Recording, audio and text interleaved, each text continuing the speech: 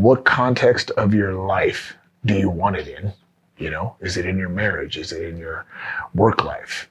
You know, who benefits if you achieve this thing? Who wins? Why is it important?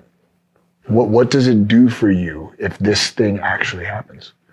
And you start to get underneath it all. You start to like chunk it down to like, okay, well, it makes me feel good about myself. Okay, well, what's important about feeling good about myself? Well, that's joy, happiness. I feel freedom. And when you start to get to those like big, like universal values, you know, the ones that everybody's trying to experience in their life, that's when you know you're in the right spot. And you go, okay, this goal is more than just a goal. It's more than just a thing that I'm aiming at.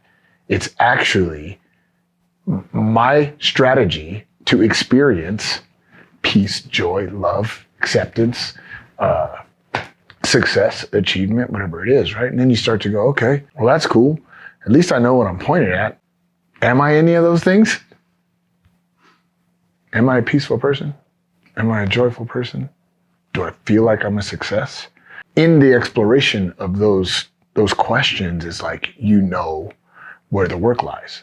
You know what I mean? You know where the work lies, because good luck trying to experience anything in this life that you don't already believe internally you embody.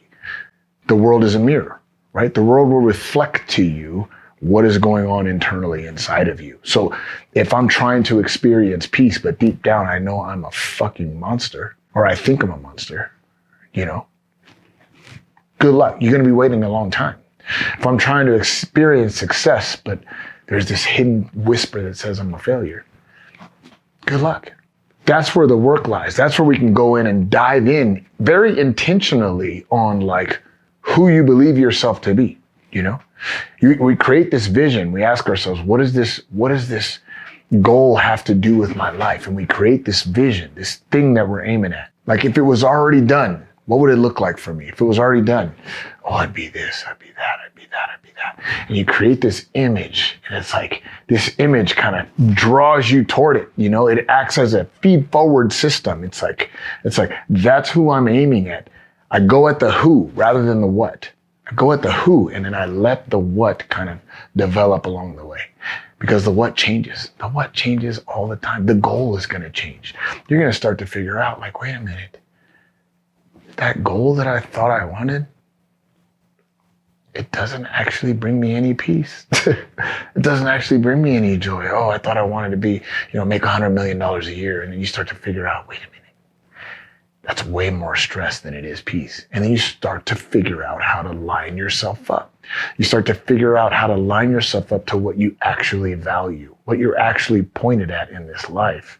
And you get to make decisions that actually make sense, you know, and then help you move forward to actually embodying and experiencing all the things that it is you want to experience in this life. As you lean in and you stare at this vision, this creation that you made for yourself, you ask yourself, what does this guy have to say about today? What is that guy, the one I'm aiming at, what does he have to say about today? What is step one for me? And that's how you start to create and build a step-by-step intentional approach toward the next version of yourself. Everybody, they get to this spot in their life where it's like, I've made all the money, or I'll never make any money. Either one. You could be on either end of this spectrum, and I promise you there is an invitation to the next version of yourself. Everybody stops. That's why you see all these rich guys, millionaires and billionaires, and they're fucking miserable. They've mastered the science of achievement, but they have no clue about the art of fulfillment. None at all. None at all. They don't know how to actually enjoy any of it. You know, they're like, oh my God, I want to be this father and this husband, but I'm scared. Like, these are billionaires, but I don't know how to do it. You know what I mean? I can do this really, really well, but I can't do this over here. That's where the lie, that's that whisper. That's this version of yourself, this stuck version of yourself, this version of yourself that's hit the ceiling. We can remove that ceiling. We can remove that ceiling, and you can become anything you want to become, anything that you can dream of. If you can dream it, it's because it belongs to you already.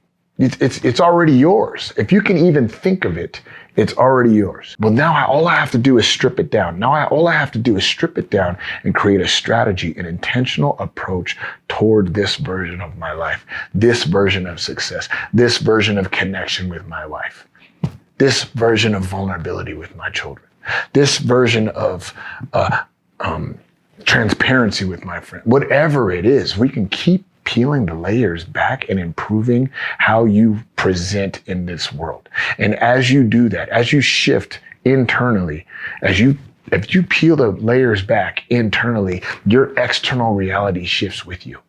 You know what I mean? And what a fun concept that is. And I like to see my wife look at me differently every month, based off of some work that I'm doing internally on me. It has nothing to do with her. It's just me digging in on this thing and going, what is the strategy? How can I make this better? How can I tweak it? How can I tweak it? You know what? Some people, fine. Are you done? If you're done, you're done. If you're done, fine, be done. Me, I'm not gonna be done.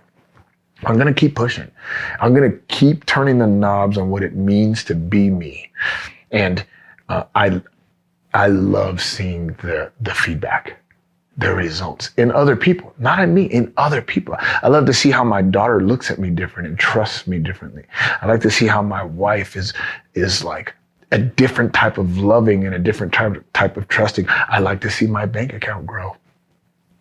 Yeah. I like to see my employees come and feel safer and safer and safer with me over time. I love that shit, because what does that mean? That means everything's about to shift. Everything's about to change.